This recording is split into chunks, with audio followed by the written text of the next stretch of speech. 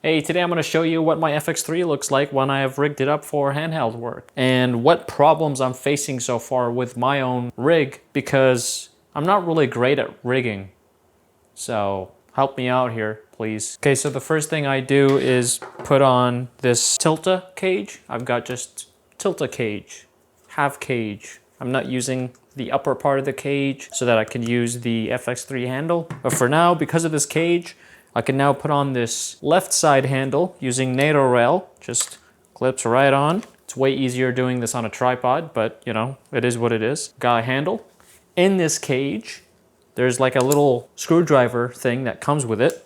So I'm gonna use that to attach this top handle. Now on this top handle, I got the small rig extension that kind of just adds a little bit of thickness, extends it a little bit, and adds some more mounting points. But honestly, even with this extension, I feel like this top handle could have been sturdier. It feels cheaper in comparison to the rest of the camera. It feels like it's not too sturdy. The next thing is the monitor, because I gotta tell you, one of the only things I don't like about this camera is how bad the monitor is. And you know, I like the Ninja V, I'm used to it now, and I feel like I can't go back to just operating with the normal monitor that comes with the FX3. It's just not great. Now the problem with my monitor setup is that since I'm mounting it on the left side of the camera is now left heavy. It's not great, obviously, because you want to have the most balanced rig possible. But the other thing is I didn't want to put the monitor on top of the top handle because then it's going to be way too high. This is going to be a vertically challenged rig.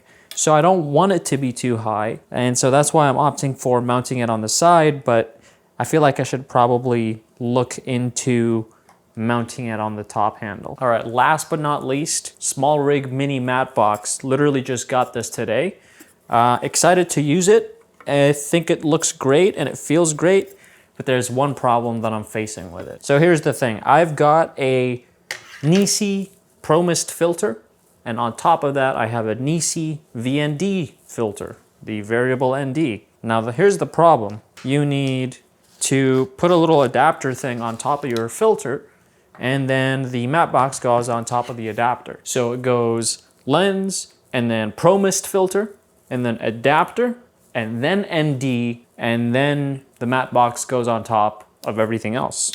Now, here's the issue I've been having. So because of the extra thickness that the adapter adds for the matte box to be attached, those filters stacked start to create vignetting when I'm at 24 millimeters. So I'll show you examples right now of it with the matte box and the adapter that you need for it, and without the matte box. You'll see that there's less vignetting when I just have the Pro Mist and the VND versus having the Pro Mist, adapter, VND, and then matte box.